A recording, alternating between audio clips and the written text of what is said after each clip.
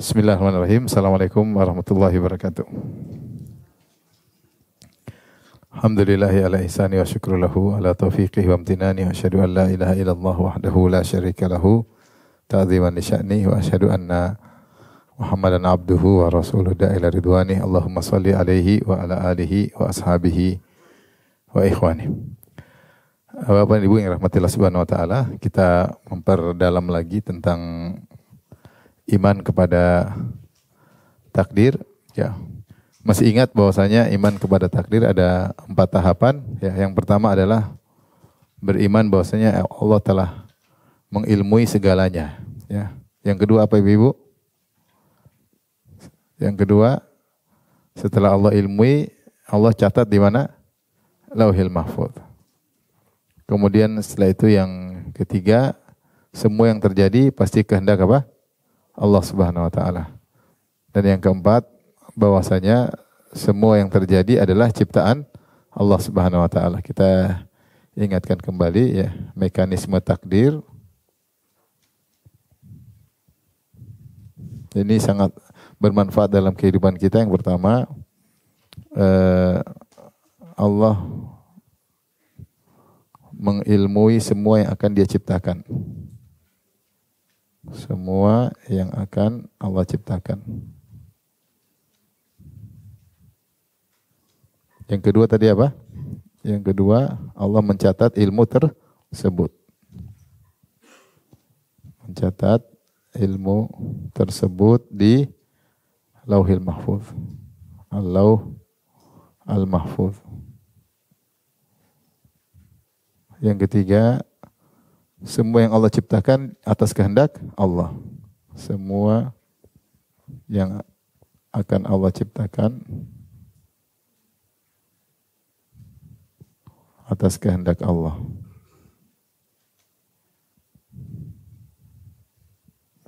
Kemudian keempat, al-khalq, eksekusi. Itu al-khalq. Atau kita bilang eksekusi. Itu semua yang terjadi, ya, yang terjadi adalah ciptaan siapa? Ciptaan Allah. Nah, ini mekanisme takdir sebagaimana perkataan Imam Ahmad. Imam Ahmad berkata, Al-qadar qudratullah. Al-qadar qudratullah. Takdir itu kekuasaan Allah. Ini perkataan yang sangat indah. Kenapa? Karena sebelum Allah menciptakan, Allah mentakdirkan terlebih apa? Dahulu, ya. Allah tidak asal cipta.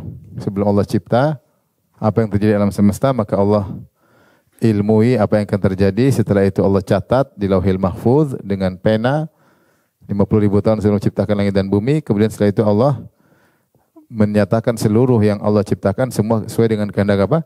Allah. Dan ini sesuai kehendak Allah, yang baik maupun apa? Yang buruk. Dan sudah kita jelaskan pada pertemuan sebelumnya. Setelah itulah eksekusi. Setelah itu Allah jalankan apa yang Allah rencanakan, sehingga semua yang terjadi adalah ciptaan Allah Subhanahu wa taala. Kemudian kita sebutkan di antara ciptaan Allah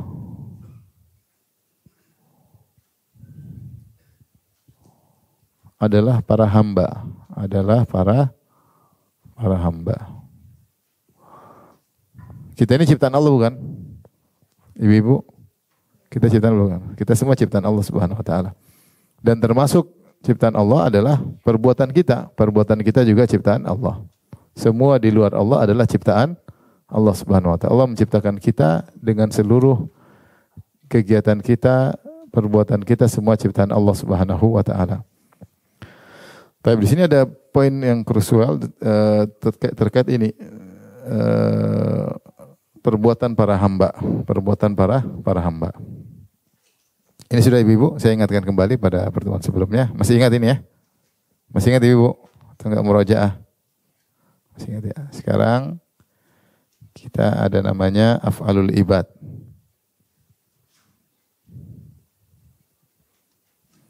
Itu perbuatan para hamba. Maka Di sini ada beberapa mazhab. Yang pertama adalah Ahlus Sunnah. Ahlus Sunnah, hamba ciptaan Allah. Kalau gitu perbuatannya juga ciptaan Allah.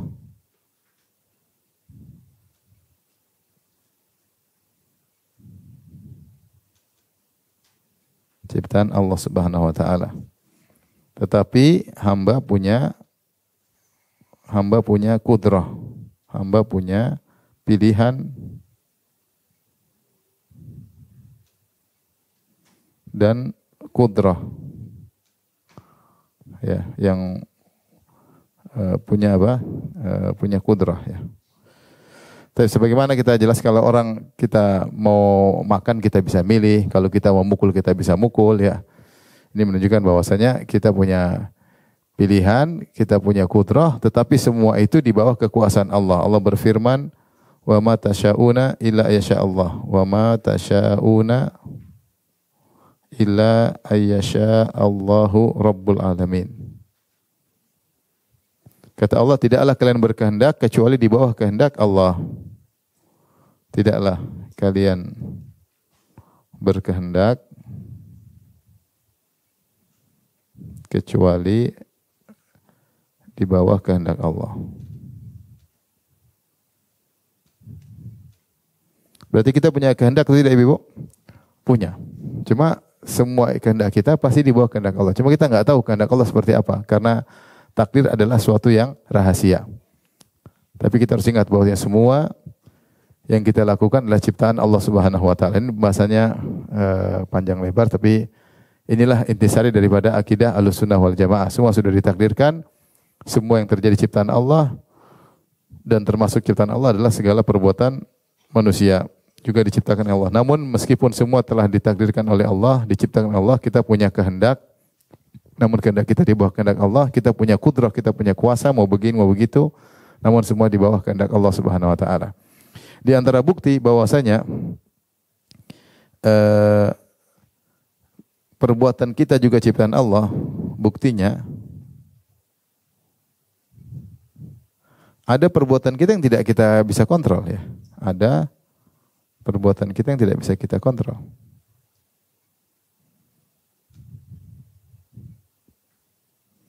Yang tidak bisa kita kontrol. Contohnya apa, Ibu? Kalau lagi gemetar, ya. Lagi apa? Gemetar misalnya, kita nggak bisa kontrol. Contohnya detak jantung, kita bisa kontrol nggak? Nggak bisa. Kita tidur pun jantung berdetak ya. Ya banyak. Dan ini buktikan bahwasanya kita ini ciptaan Allah, buktinya ada gerakan yang tidak kita bisa kontrol. Ya. Berarti di bawah kontrol siapa? Allah. Tetapi ada yang kita punya kehendak. Kita kehendak meskipun itu pun di bawah kehendak Allah Subhanahu wa taala. Ya. Oleh karenanya kita punya kemampuan, maka kita Allah menyuruh kita untuk sholat, untuk ibadah, karena kita punya kemampuan untuk ibadah. Ya. Tapi ini Ahlussunnah wal Jamaah. Adapun Jabriyah mereka mengatakan bahwasanya sama mirip dengan kita, semua perbuatan hamba ciptaan Allah, tapi bedanya hamba tidak punya kehendak, hamba tidak punya kemampuan, tidak punya kudrah dan kehendak. Kata mereka seperti apa? Seperti bulu ditiup apa? Angin. Tentu ini tidak benar, ya. Ini tidak benar karena kita bisa merasakan kita punya kehendak, kita punya kudrah, kita punya pilihan, dan kita tidak seperti bulu ditiup angin, tidak benar. Ya. Maka pernyataan, sehingga karena ini kelazimannya berbahaya kalau Jabriyah, sehingga melazimkan semua maksiat adalah diridhoi oleh Allah, seakan-akan Allah yang meridhoi semua kemaksiatan. Ini maka Jabriyah ini sangat berbahaya karena menganggap semua kita tidak bisa apa-apa, kita hanya seperti bulu yang ditiup angin. Itu tidak benar. Kemudian yang ketiga, Qadariyah.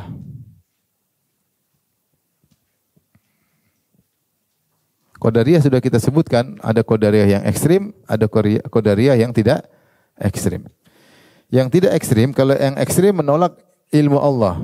Qadariyah ada dua, ada ekstrim, yaitu mengatakan Allah tidak tahu sebelumnya.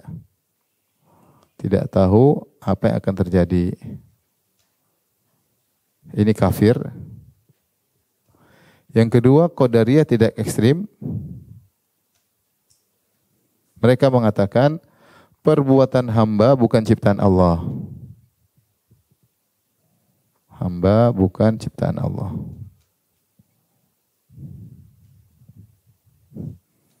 Kata mereka, enggak. Jadi Allah Subhanahu wa taala hanya mencipta, kemudian Allah membiarkan hamba tersebut berjalan sendiri tanpa ada campur tangan Allah, sehingga hamba yang menciptakan perbuatannya sendiri.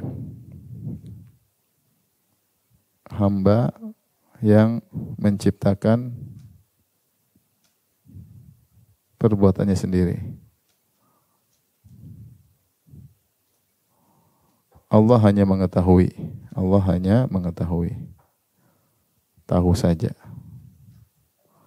Hanya mengetahui. Ini adalah Qadariyah tidak ekstrim. Ini Mu'tazilah. Ini kaum Mu'tazilah. Ini adalah Mu'tazilah.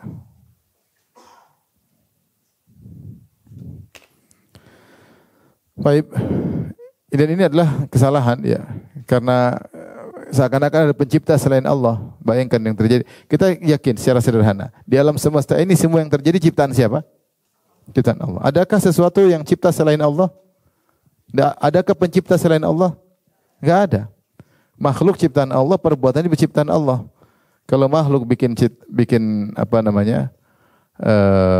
perbuatan sendiri, berarti ada pencipta selain Allah. Oleh karenanya dalam sebagian riwayat dikatakan Al-Qadariyah itu majusu hadhil ummah. Qadariyah itu adalah majusinya umat ini. Kenapa? Karena majusi meyakini ada dua pencipta. Ada pencipta kebaikan, yaitu api, dan ada pencipta keburukan adalah kegelapan. Jadi majusi menganggap Tuhan ada dua. Ada Tuhan kebaikan, ada Tuhan apa? Keburukan. Nah, siapa yang mengatakan bahwasanya manusia menciptakan perbuatan sendiri, seakan-akan ada pencipta selain Allah. Dan itu mirip dengan majusi. Makanya dikatakan Qadariyah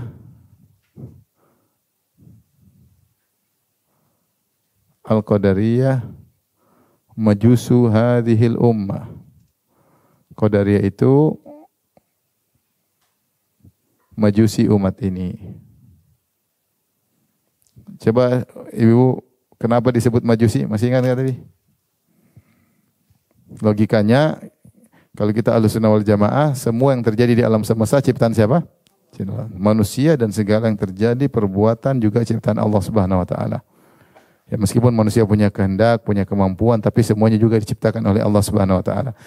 Adapun Qadariyah mereka mengatakan tidak. Mereka mengatakan bahwasanya manusia menciptakan perbuatannya sendiri. Tentu mereka pakai logika. Mereka ingin menjelaskan keadilan, tapi mereka akhirnya terjerumus dalam ketidakadilan. Tapi bahasanya panjang, saya tidak ingin masuk lebih dalam. Tapi ini saya mengatakan ini adalah kesesatan karena melazimkan apa? Melazimkan berarti ada pencipta selain Allah. Yaitu manusia menciptakan perbuatannya sendiri. Kalau ada pencipta selain Allah, berarti Tuhan berbilang. Maka dikatakanlah Qadariyah adalah majusi umat ini. Karena majusi punya Tuhan berbilang.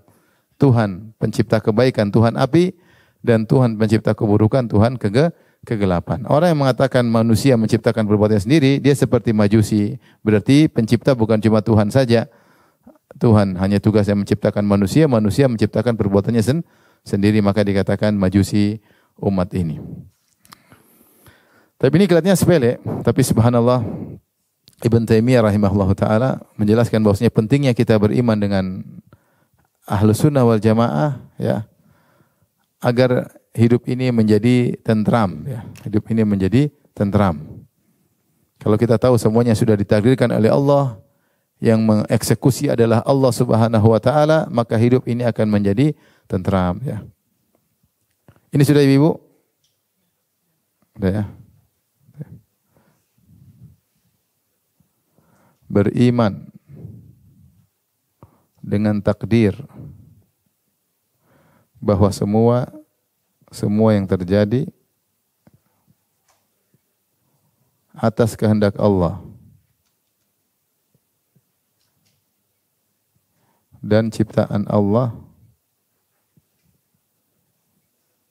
memberikan ketentraman, menimbulkan ketentraman.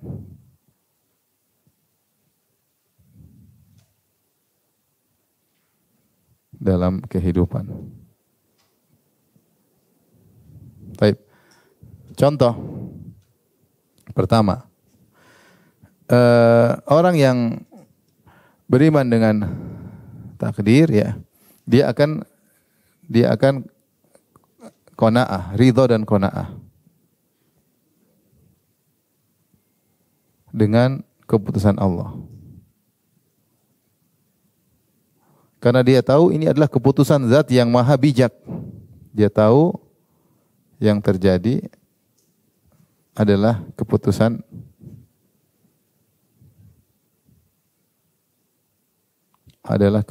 zat yang maha bijak dan maha alim. Keputusan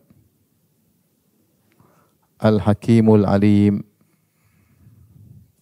yang maha bijak dan maha alim, maha mengetahui.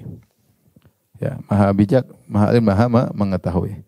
Intinya kalau kita ada masalah, kita datang ke orang yang tidak benar, kita mungkin tidak ridho dengan keputusannya. Tapi ketika kita serahkan urusan kepada, kita tahu orang ini sangat jujur, orang ini sangat alim, orang ini sangat bijak.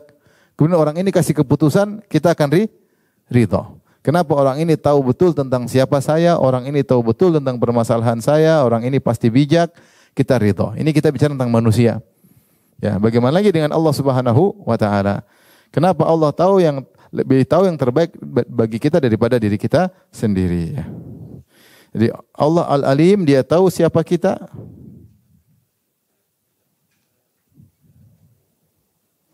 Dia tahu apa yang terbaik bagi kita. Dia lebih tahu yang terbaik bagi kita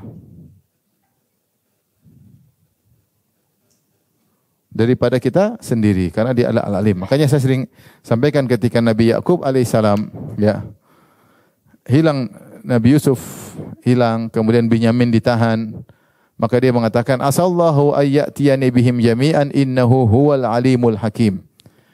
Ya, bahwasanya semoga Allah Subhanahu wa taala akan mengembalikan mereka semua kepadaku. Sungguhnya Allah itu Al-Alim, yang maha mengetahui, Al-Hakim, yang maha bijak. Meskipun dia menangis.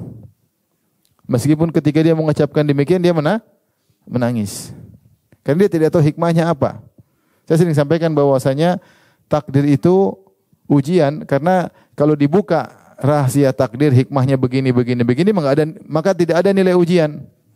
Seandainya Nabi Yusuf alaihissalam sejak awal sudah dikasih tahu, kau akan dibuang, kau akan dijadikan budak, nanti supaya kau jadi bangsawan, maka tidak ada ujian bagi dia. Tapi kapan jadi ujian? Ketika dia tidak tahu dia ujungnya bagaimana. Tetapi dia yakin Allah maha baik, Allah maha bijak. Itulah nilai ujian. Kalau setiap ujian kita dibukakan hikmahnya, kita bukan ujian berarti. Bukan ujian. Oleh karenanya ketika Yakub alaihissalam mengatakan innahu huwal alimul hakim, sungguhnya Allah, karena Yusuf sudah berpisah sekian lama tahun, belasan tahun, sampai dia menangis sampai matanya buta, ya. Sampai wa biyaddat aynahu minal huzni, matanya sampai putih buta karena saking sedihnya. Tapi dalam kesedihan tersebut, dalam tangisan tersebut, tetap dia berkata innahu huwal alimul hakim. Dialah Allah yang maha mengetahui dan dia adalah maha bijaksana.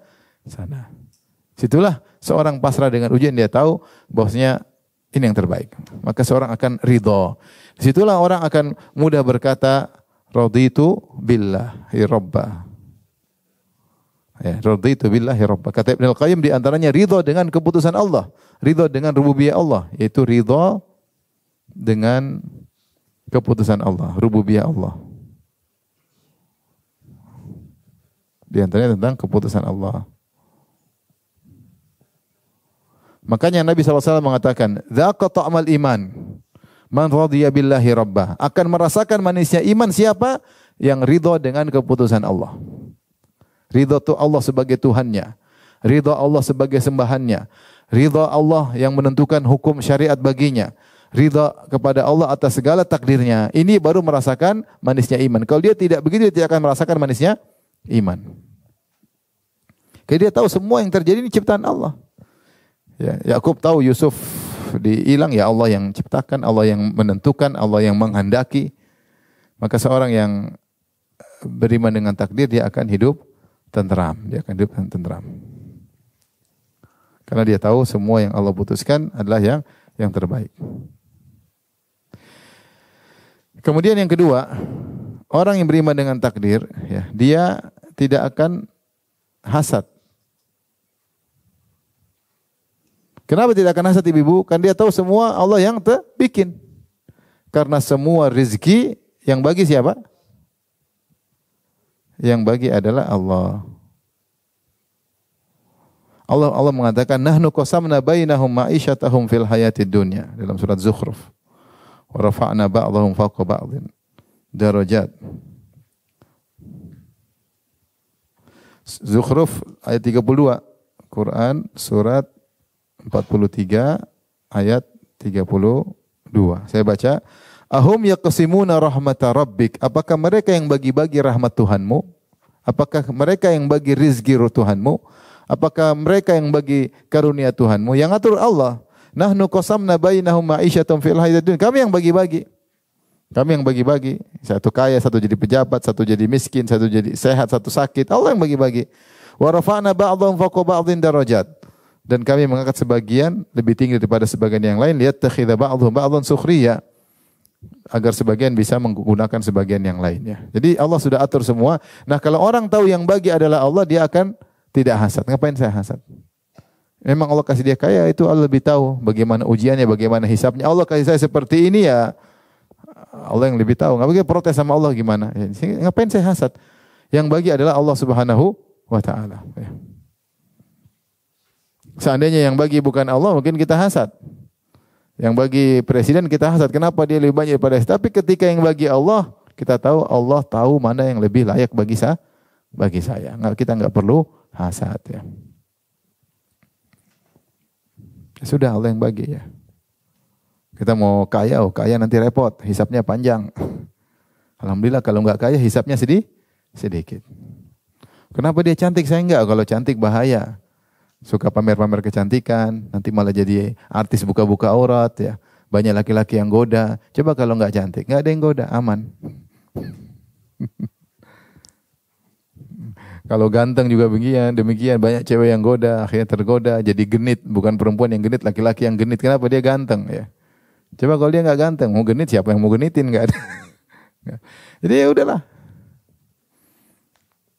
Ketika satu dikasih ilmu tinggi, satu sedikit dia sudah berusaha, kok tidak, masing-masing punya konsekuensi. Ilmu banyak juga hisapnya panjang, amal yang dilakukan apa? Yang hadir banyak lebih parah lagi, bisa jadi dia ujub, bisa jadi dia sombong, ya. Yang satu ustadz mungkin yang hadir cuma sedikit, apa yang mau dia sombongkan? Yang hadir cuma apa? Sedikit. Tapi kalau yang hadir banyak, mungkin dia merasa ujub, merasa hebat. Dia syuting pakai drone, bagaimana yang hadir rame. Kalau yang hadir sedikit, masa pakai drone? Enggak berani lah. Apa yang mau dia pamerkan? Ya udah, enggak usah hasad. Ya. Kenapa dia terkenal, saya enggak terkenal? Terkenal susah, ente terkenal kemana-mana, dikejar orang, mintain foto orang, ya. Jadi kejar YouTuber, ya. Kalau enggak privasi susah, sedikit-sedikit keluar enggak bisa privasi, jadi sorotan orang, ya. Coba kalau enggak ada yang kenal, cuek aja. Enggak ada yang urusin kita. Kita bisa privasi dengan keluarga kita tanpa ada yang ganggu. Kalau udah terkenal, jalan sedikit dilihat orang. Sampai ada yang enggak lihat pun merasa dilihat orang. Halusinasi. Halu. Udah enakan enggak ada yang kenal. Jadi masing-masing kita orang kalau tiba dengan takdir dia akan tidak hasad. Ngapain dia hasad? Yang bagi Allah. Kalau yang bagi bukan Allah, mungkin saya boleh hasad. Dia tidak pantas, ya Allah. Saya lebih pantas. Itu kalau yang bagi bukan Allah. Tapi kalau yang bagi Allah, sudah. Miskin-miskin. Bukankah penghuni surga paling banyak orang miskin? Terus orang kaya gimana? Orang kaya juga ada. tapi tidak banyak. Kenapa tidak banyak Ustadz? Karena mereka banyak yang tidak bisa bersyukur. Punya kekayaan, sombong, angkuh, arogan, dan lain-lain. Ngabisin duit, jalan-jalan, jalan sana, jalan sini, ya, buang-buang uang. Kalau orang duitnya sedikit kan dia perhitungan, semua bermanfaat. Kalau dihisap gampang. Ini buat apa? Beli beras. Ini buat apa? Beli gorengan. Kan jelas. Tapi kalau orang kaya, beli ini, beli anu, beli ini, wah hisapnya panjang.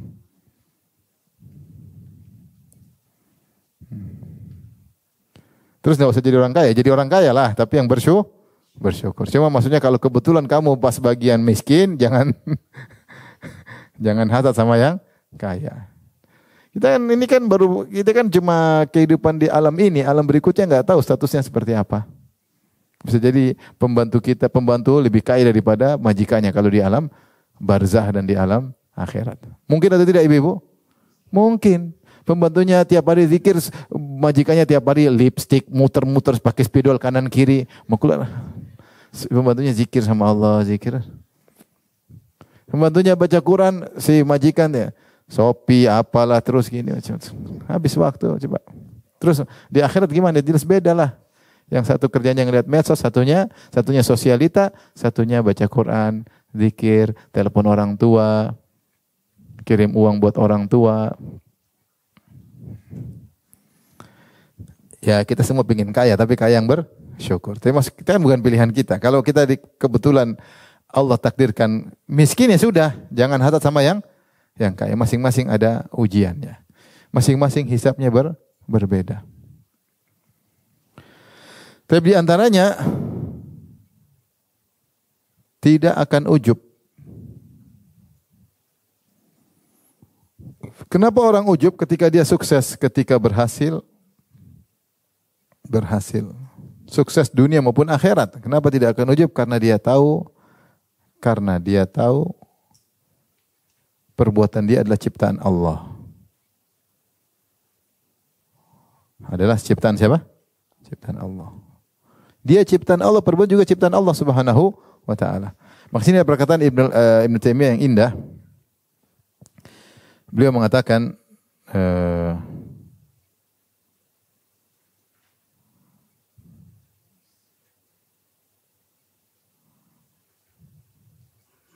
Ibnu mengatakan wa illam yakun qadariyal i'tiqadi kana qadariyal hal. Sebagian orang meskipun secara akidah dia bukan Mu'tazilah. Mu'tazilah meyakini perbuatan manusia ciptaan siapa? Ibu-ibu? Ciptaan dia sendiri kan? Bukan ciptaan Allah. Sebagian Mu'tazilah meyakini perbuatan dia bukan ciptaan Allah, bukan takdir Allah, tapi perbuatan ciptaan dia sendiri. Nah, kalau orang seperti ini ujub wajar karena dia merasa saya yang hebat, bukan Allah. Karena perbuatan saya adalah ciptaan saya sendiri. Maka orang begini potensi ujub besar atau tidak? Besar. Potensi ujub, potensi sombong. Karena dia tahu ini di luar dari takdir Allah, di luar dari konsep takdir. Kalau ahlu sunnah enggak, semua yang terjadi masuk dalam konsep apa? Takdir. Nah, kata Ibnu Taimiyah, ada orang secara akidah, dia akidah ahlu sunnah. Tapi secara kondisi, dia seperti Mu'tazilah. Buktinya apa? Buktinya ketika dia berhasil, dia ujub. Kenapa dia ujub? Seakan-akan itu hasil dia. Padahal kalau seorang di atas akidah Ahlussunnah, dia tahu apapun keberhasilannya yang ciptakan siapa? Allah. Terus ngapain dia ujub atas perbuatan Allah? Ujub itu kalau sukses dia sendiri atau dia punya sumbangsi dalam kesuksesan tersebut. Makanya kata Ibnu Taimiyah, kalau orang berdoa, iyyaka na'budu wa iyyaka nasta'in, hanya kepada Engkau kami beribadah, hanya kepada Engkau kami mohon pertolongan, dia akan selamat dari penyakit riya dan selamat dari penyakit ujub. Kenapa selamat dari penyakit riya? Dia tahu saya beribadah hanya untuk Engkau ya Allah, bukan cari sanjungan, bukan cari pengakuan, bukan cari pujian manusia, enggak, hanya kepada Engkau. Kemudian wa iyyaka nasta'in, hanya kepada Engkau lah kami mohon pertolongan. Dia tahu bahwasanya dia berhasil semuanya semata-mata karena siapa? Allah. Toh perbuatan dia yang ciptakan siapa? Allah. Semua perbuatan dia, kemampuan dia, kesempatan, kemudahan, tidak adanya halangan. Semuanya siapa yang siapkan? Allah. Betapa banyak orang punya kemampuan tidak jadi. Cerdas, pinter, ya. Semua lengkap. Tapi daftar pekerjaan enggak diterima. Ya. Pinter, cerdas, pandai berdagang, tapi tidak punya modal. Kalau Allah tidak siapkan nggak bisa. Cerdas, pintar, punya modal, pandai berdagang, ekonomi lagi turun, nggak ada yang beli. Sama aja. Jadi terus keberhasilan murni dari siapa? Dari Allah. Nah orang kalau yakin ahlus sunnah bahwasanya segala perbuatan saya juga ciptaan Allah, dia tidak akan ujub. Ngapain ujub? Semua yang ciptakan juga Allah. Makanya Ibnu mengatakan ada orang yang seperti itu secara akidah ahlus sunnah bukan qadariyah, tetapi secara praktek dia adalah qadariyah, qadariyul hal. Kata saya ulangi, ilam yakun qadariyal i'tiqadi kana qadariyal hal. Wa dzalika yurithul ujba wal kibr. Karena dia merasa dia yang hebat, dia yang melakukan perbuatan itu sendiri, maka ini menimbulkan ujub dan sombong. Wa da'wal quwwata wal minna bi amalihi. Ya, ini perhatikan Ibnu Taimiyah dalam Majmu' Fatawa 8331. Berkata Abu Sulaiman Ad-Darani, perkataan ini dia mengatakan, innama tawadhu'u an la tu'jab bi amalik. Sungguhnya namanya tawadhu itu kau tidak kagum dengan amalmu sendiri. Kenapa ibu-ibu tidak boleh kagum dengan amal kita sendiri? Karena amal kita ciptaan siapa? Allah. Ngapain kita kagum? Kita kagum sama Allah. Ya Allah, engkau berikan aku begini. Engkau jadikan aku begini. Sehingga kita bersyukur. Tapi kalau kita kagum sama diri kita enggak bersyukur karena seakan-akan itu karya kita. Ini pentingnya kita beriman kepada takdir. Kata Abu Sulaiman Ad-Darani, ulama salaf, innama tawadhu'u an la tu'jab bi amalik. Namanya tawadhu, kau tidak ujub dengan amalmu. Wa kaifa ya'jabu aqilun bi amali. Bagaimana seorang yang berakal ujub dengan amalnya sendiri? Wa innama yu'addul amalu ni'matullahi azza wa jalla. Karena amal dia itu nikmat dari Allah. Yang bagi an yashkurallahu wa tawadhu. Yang itu kau bisa amal soleh, kau bisa sedekah, kau bisa menulis, kau bisa ceramah, kau bisa hafal Quran, kau bisa, itu semua nikmat dari Allah yang harusnya kau syukuri, bukan untuk kau sombongkan. Innama ya'jabu bi amalihi al-qadari. Adapun yang ujub dengan dirinya kalau qadariyah. Qadariyah benar, secara konsep benar karena dia merasa perbuatan dia ciptaan dia sendiri. Maka dia pantas untuk ujub.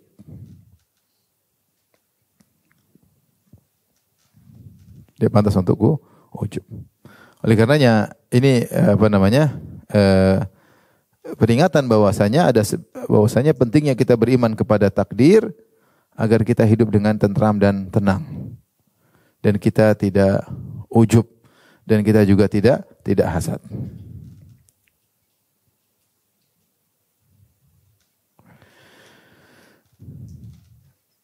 Kemudian kalau kita lihat pada yang pertama, ya, orang ridha dengan keputusan Allah, sama sebagian orang secara teori dia beriman dengan takdir, dia tahu bahwasanya semuanya dari keputusan Allah.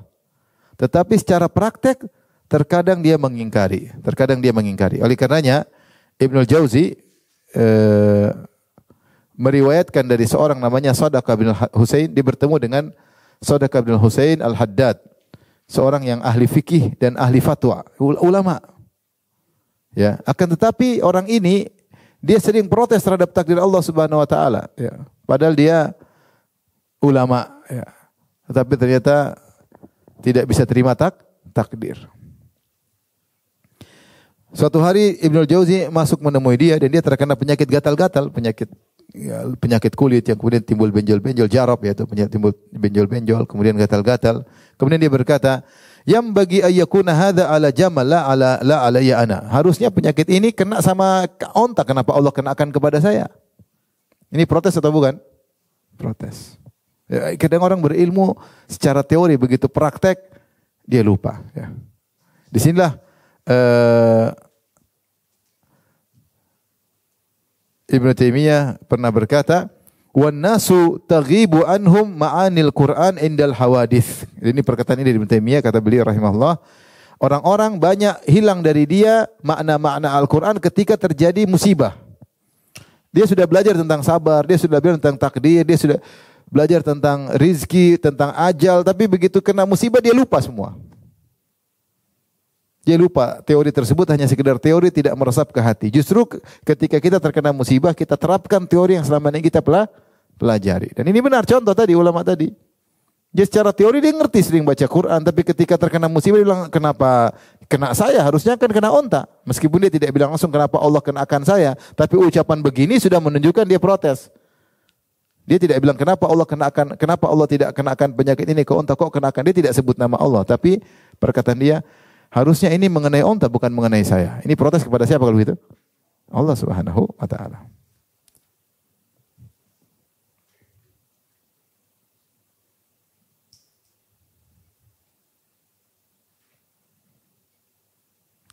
Kemudian juga Ibnu Qayyim rahimahullahu taala berkata, ya, dalam Ighatsatul Lahfan beliau berkata, faqad balagna wa syahadna min katsirin min haula'i min at-tadhallum li Rabbi ta'ala wa ittihamihi ma yasdur illa min aduwin, ya. Sampai kami lihat dan banyak orang yang protes kepada Allah seakan-akan Allah telah menzaliminya karena apa yang dia alami berupa penderitaan-penderitaan, seakan-akan Allah menzaliminya. Kemudian beliau berkata, fa anta tusyahid katsiran minan nas idza asabahu naw' minal bala yaqul ya rabbi ma kana dzambi hatta fa'alta bi hadza. Ya, kau sendiri lihat banyak orang ketika terkena musibah dia berkata, atau sedikit musibah, ya Rabbku, apa dosaku sampai kau ginikan aku? Apa dosaku sampai kau ginikan aku? Tapi orang mungkin terkena musibah karena dosa, mungkin juga untuk naik apa? Derajat. Para nabi, para anbiya diuji dengan berbagai ujian. Kau siapa? Para nabi aja diuji dengan banyak ujian. Jadi ini orang yang secara teori mungkin ngerti, tetapi ketika terkena musibah hilang makna-makna yang dia pelajari selama ini. Makanya saya bilang ilmu tauhid ini bukan cuma sekedar teori, dia harus butuh apa? Pengamalan, pendalaman. Adapun para salaf dahulu, coba ketika Umar bin Khattab radhiyallahu taala anhu ditikam, maka dia berkata, wa kana amrullahi qadaran maqdura. Dia bacakan firman Allah. Sungguhnya takdir Allah itu pasti terjadi. Dia tahu ini musibah besar yang akan membuat dia mati. Tapi dia tidak menyalahkan siapapun. Dia mengatakan, wa kana amrullahi qadaran maqdura. Takdir Allah pasti terjadi. Mau saya sembunyi di manapun, waktunya mati bakalan mati. Demikian juga Talha bin Ubaidillah ketika dipanah kemudian dia meninggal dunia dalam peristiwa perang Jamal, dia berkata, wa kana amrullahi qadaran maqdura. Sama, dia berkata, wa kana amrullahi qadaran maqdura. Semua sudah takdir Allah Subhanahu wa taala. Pasrah, tahu bahwasanya semua keputusan dari Allah itu yang terbaik. Umar bin Abdul Aziz rahimahullah, seorang khalifah yang terkenal dari Bani Umayyah, terkenal Umar bin Abdul Aziz rahimahullahu taala. Dia berkata, ya, doa yang tidak pernah aku tinggalkan, ya, yaitu yang buat dia bahagia. Allahumma raddini bi qada'ika. Ya Allah, jadikanlah aku ridha dengan keputusanmu. Wa barik li fi qadarik, dan berkahilah aku pada keputusanmu. Subhanallah. Hatta la uhibba ta'jila ma akharta, sehingga tidak ada dalam diriku keinginan untuk agar kau menyegerakan apa yang kau tunda, wala ta'khira ma ajjalta, dan agar tidak ada dalam diriku keinginan agar kau menunda apa yang kau segerakan. Jadi kadang kita kan, waduh, bisa enggak kalau segera kita ini? Kadang kita sakit, coba kalau cepat sembuh. Kata Umar, saya tidak ingin seperti itu. Kalau saya sakit, ya waktunya sembuh yang Allah tentukan. Sampai saya berdoa, ya Allah, kata doa, ya Allah, raddini bi qada'ika. Ya Allah, jadikanlah aku ridha dengan keputusanmu. Wa barik li fi qadarik, dan berkahilah aku pada keputusanmu. Hatta la uhibba ta'jila ma akharta wala ta'khira ma ajjalta. Sampai dalam diriku tidak ada keinginan agar kau segerakan apa yang harusnya kau akhirkan, atau kau akhirkan apa yang harus kau segerakan. Itu menunjukkan ada sedikit protes. Seorang sakit dalam hati, ya Allah, kok enggak segera sembuhin sih ya Allah. Ya, itu namanya protes. Aduh, ini kecepatan ya Allah. Ini namanya ada sedikit apa? Protes. Sehingga timbul kepasrahan yang luar biasa, ya. Maka dengan beriman kepada takdir, ya, maka seorang akan hidup dengan bahagia, ya. Berkata Al-Imam Ibrahim Al-Harbi, saya bacakan, dinukil oleh Ibnu Katsir dalam Bidayah wa Nihayah, dia berkata, ajma'a uqala'u kulli ummatin anna man lam yajri ma'al qadari lam yatahanna bi aishihi, ya. seluruh uqala bersepakat bahwasanya siapa yang tidak bergulir bersama takdir, maka dia tidak akan tentram hidupnya. Kalau dia setiap kali protes, kenapa begini, tidak akan bahagia. Bagaimana cara agar kita bahagia? Ikuti takdir. Bahwasanya ini semua adalah keputusan siapa? Allah. Terkadang kita bahagia, terkadang kita sakit, terkadang kita sehat, terkadang kita menangis, terkadang kita tertawa. Kita ridho dengan keputusan Allah Subhanahu wa taala. Ya, siapakah kita? Kita tidak bisa merubah aturan yang Allah telah tetapkan. La mu'aqqiba li hukmih, tidak ada yang bisa protes dengan keputusan Allah, maka seorang akan bahagia. Tapi ini terakhir sebelum kita bertanya jawab, kita bahas tentang perumpamaan analogi yang keliru tentang takdir ya. Jadi tadi kita sudah ingatkan kembali tentang mekanisme takdir. Ada 4 urutan. Yang pertama apa? Saya sering sampaikan takdir itu ibarat seorang insinyur yang akan bangun rumah, ya enggak? Kalau insinyur mau bangun rumah, dia harus tahu apa yang mau dia bangun, kemudian persiapan semua, biaya semua, kemudian dia catat rencananya tersebut. Dia catat, kemudian kegiatannya, target-targetnya, biayanya, RAB-nya dia catat. Setelah itu dia eksekusi. Itu kalau insinyur ya. Tapi insinyur sering salah. Kenapa? Karena ilmunya terbatas. Terkadang ketika dia bangun rumah, ternyata ada perubahan di tengah jalan. Kayaknya lebih bagus kalau begini. Berarti karena ilmunya kurang sehingga dia rubah. Atau ternyata budgetnya akhirnya naik. Kenapa? Ternyata dolar menguat sehingga rupiah menurun, harus naik lagi. Dia tidak tahu kalau dolar bakalan naik. Terkadang tertunda, ternyata ada pandemi, ternyata ada problem sehingga akhirnya target dia setahun jadi 2 tahun misalnya. Ternyata dia butuh pekerja yang banyak, ternyata untuk urusan ini tidak bisa pekerja 10, harus 15. Begitulah manusia ketika dia mentakdirkan sering keliru. Tetapi Allah Subhanahu wa taala sebelum menciptakan seluruh apa yang dia ciptakan, dia telah mentakdirkan terlebih dahulu. Dan Allah adalah Maha Kuasa.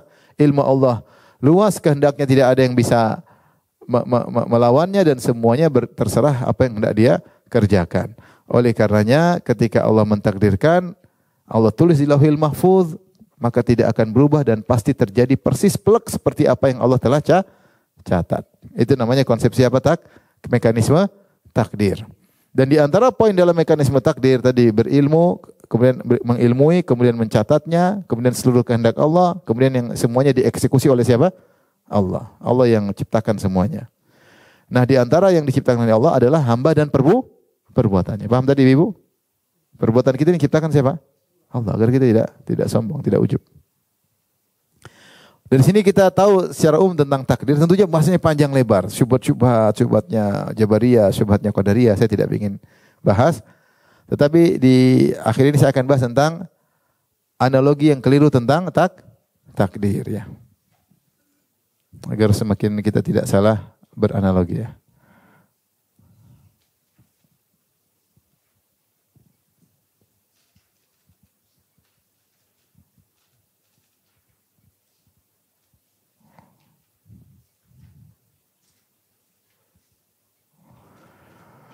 Baik.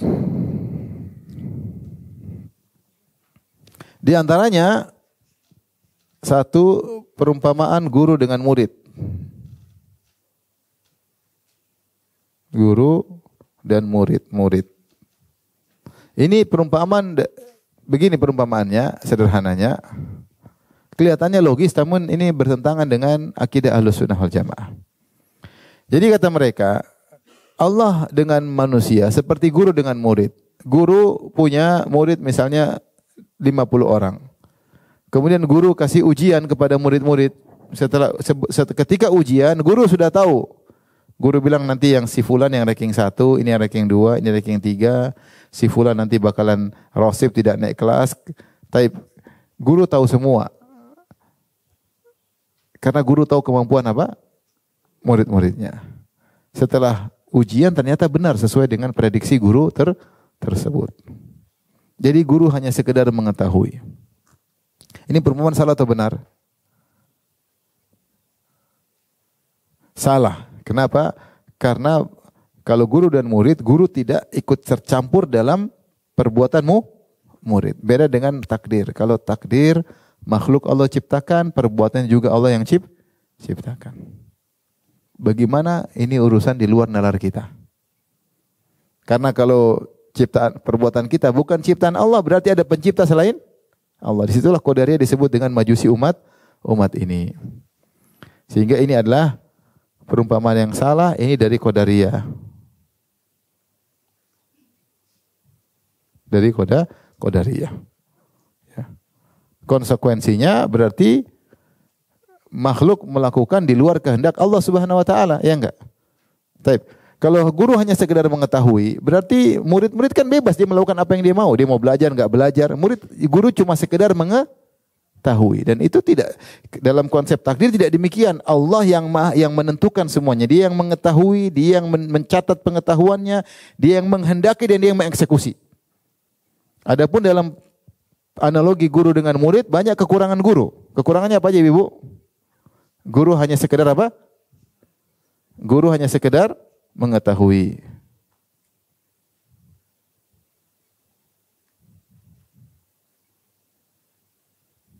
Baik. Guru tidak berkehendak. Namun kekurangannya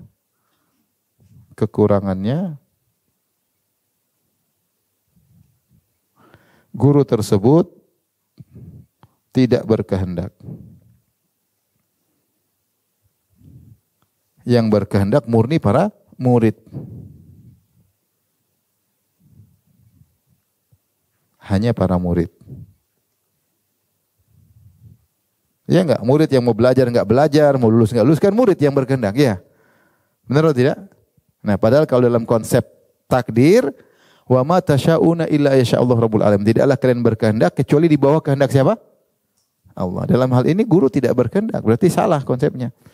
Ya, guru tidak sempurna, punya kekurangan. Gimana mau ini analogi yang salah. Yang kedua, guru tidak punya andil sama sekali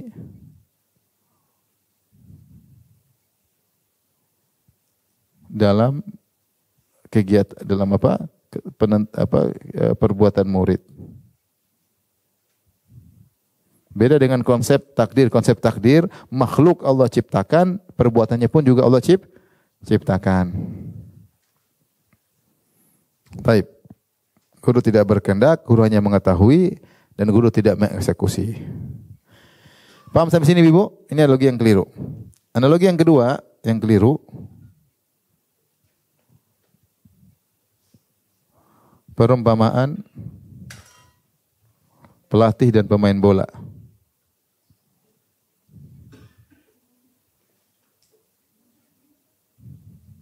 Pelatih dan pemain bola. Bagaimana pelatih mengatakan kepada kapten, nanti kata dia, apa yang kita lakukan pelatih? Kata pelatih, sesuai dengan sikon. Saya di depanmu nanti kalau kondisi begini, kau ikut strategi 1. Kalau kondisinya begini, ikut strategi 2. Kalau kau kondisi begini, ikut strategi 3. Tapi ketika terjadi permainan bola, akhirnya kapten yang saya kita ambil strategi 3. Ya.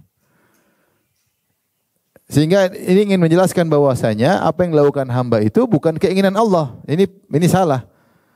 Padahal kalau dalam konsep takdir, Allah yang menentukan dia bakalan ikut strategi nomor berapa. Faham? Allah yang menentukan. Adapun dalam analogi ini seakan-akan sang pelatih nggak tahu. Ya terserah kamu nanti gimana. Kamu yang menentukan 1, 2 atau 3. Saya enggak ikut apa-apa. Enggak tahu. Karena dia pun enggak tahu apa yang akan terjadi. Ini salah. Beda dengan konsep mekanisme takdir. Semuanya Allah sudah tahu. Dan Allah sudah tahu si fulan akan mengikuti strategi yang mana. Ini semua orang membuat analogi supaya menjelaskan tentang keadilan. Tapi ternyata mereka tidak bisa juga. Karena akhirnya menjelaskan Allah itu Tuhan yang tidak sempurna. Berarti Allah tidak tahu apa yang terjadi. Allah juga tidak menentukan apa pilihan sang hamba. Paham Ibu? Ini mulai paham sedikit. Berat ya Ibu ya? Berat ya, saudara. Yang penting Ibu beriman dengan takdir, jangan nakal. Itu aja penting intinya. Sabar, ya, sabar kalau ada musibah sabar. Kalau ada yang lebih cantik jangan hasad, itu gitu aja. Yang punya duit lebih banyak jangan apa? Hasad ya. Yang ketiga perumpamaan dengan grafik.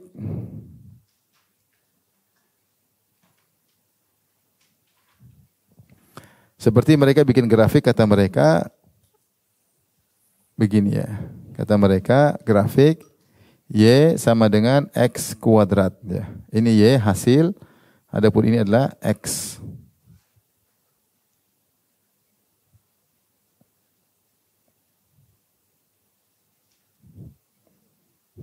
Ini X, ini Y. Kata mereka ini takdir. Ini usaha hamba. Baik. Y adalah hasil. Ini apa? Hasil. Mereka ingin mengatakan hasil tergantung dengan usaha hamba. Faham? Ini perumpamaan benar atau salah? Salahnya di mana? Salahnya Y tergantung apa? X. Harusnya X tergantung apa? Y. Harusnya dibalik. Yang terjadi takdir dulu atau usaha hamba dulu? Takdir dulu, ya. Takdir dulu, ya. Adapun ini seakan-akan Y tergantung apa? X. Ini tergantung. Seakan-akan Y tergantung X. Yang benar enggak? X tergantung apa? Y. Jadi keliru. X yang mengikuti apa? Y. Jadi Allah sudah takdirkan dulu, baru ketika eksekusi sesuai dengan yang dicatat di Lauhil Mahfuz. Faham ibu-ibu?